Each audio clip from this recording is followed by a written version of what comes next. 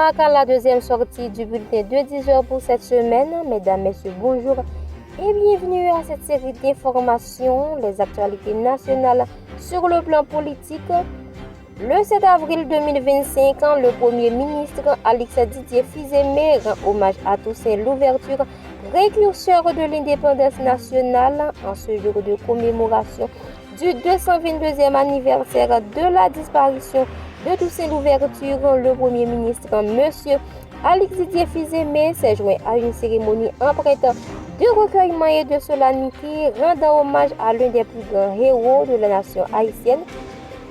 Cette manifestation s'est déroulée en présence de hauts dignitaires et de fonctionnaires, notamment son Excellence M. Fritz Alphonse Jean, président du Conseil présidentiel de transition, les membres du CPT, le président de la Cour de cassation, les ministres de gouvernement, le directeur général de la police nationale d'Haïti et le commandant-chef des forces armées d'Haïti. À travers sa participation, le Premier ministre a salué l'héritage indélébile de Toussaint Louverture, incarnation du courage, de la clairvoyance et du combat pour la liberté.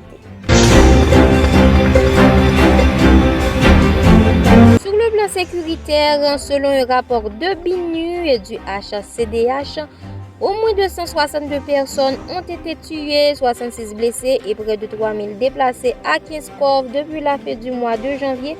Les attaques menées par des groupes criminels ont été marquées par des exécutions, des viols et l'incendie de près de 200 maisons. Les assaillants visent à étendre leur emprise vers Pétionville en déstabilisant la région. Les forces de sécurité appuyées par la MMAS peinent encore à reprendre le contrôle.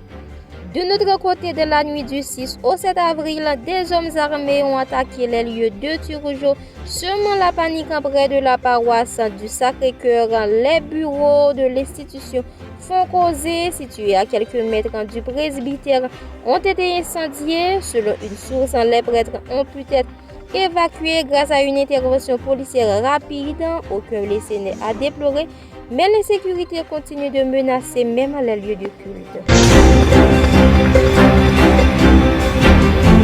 Pour mettre fin aux actualités nationales, l'Association des journalistes haïtiens AJH exprime sa profonde préoccupation face à la montée de la violence des gangs armés à Mirbalais, où deux journalistes sont portés disparus.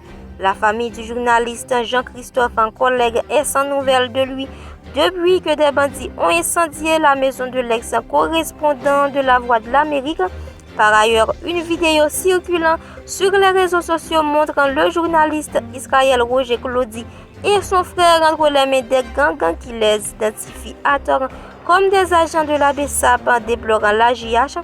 Dans une note rendue publique, l'association appelle les autorités à prendre toutes les dispositions nécessaires pour garantir la sécurité des journalistes.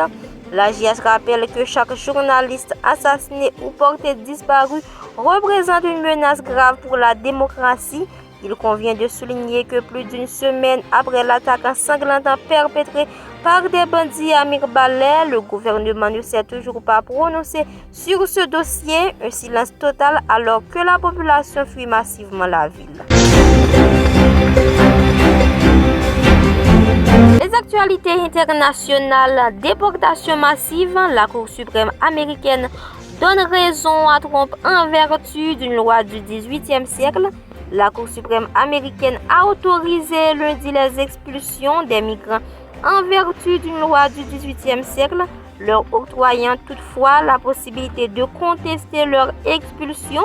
Le président Donald Trump avait eu recours à cette loi d'exception utilisée jusqu'alors uniquement en temps de guerre à la mi-mars afin d'expulser vers le Salvador plus de 200 personnes présentées comme des membres présumés d'un gang. Pour mettre fin aux actualités internationales, le Premier ministre israélien Benjamin Netanyahu a promis lundi à Donald Trump d'éliminer les droits de douane et l'excédent commercial de son pays vis-à-vis des États-Unis, quelques jours après la mise en place de nouveaux tarifs douaniers par Washington. Nous éliminerons le déficit commercial des États-Unis vis-à-vis d'Israël a déclaré M. Netanyahou à la Maison-Blanche.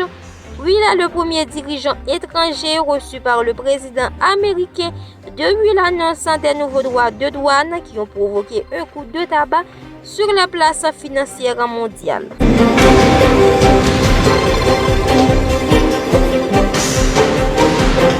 Et c'est la fin de ce bulletin d'information, mesdames, messieurs. Le prochain rendez-vous, c'est pour demain.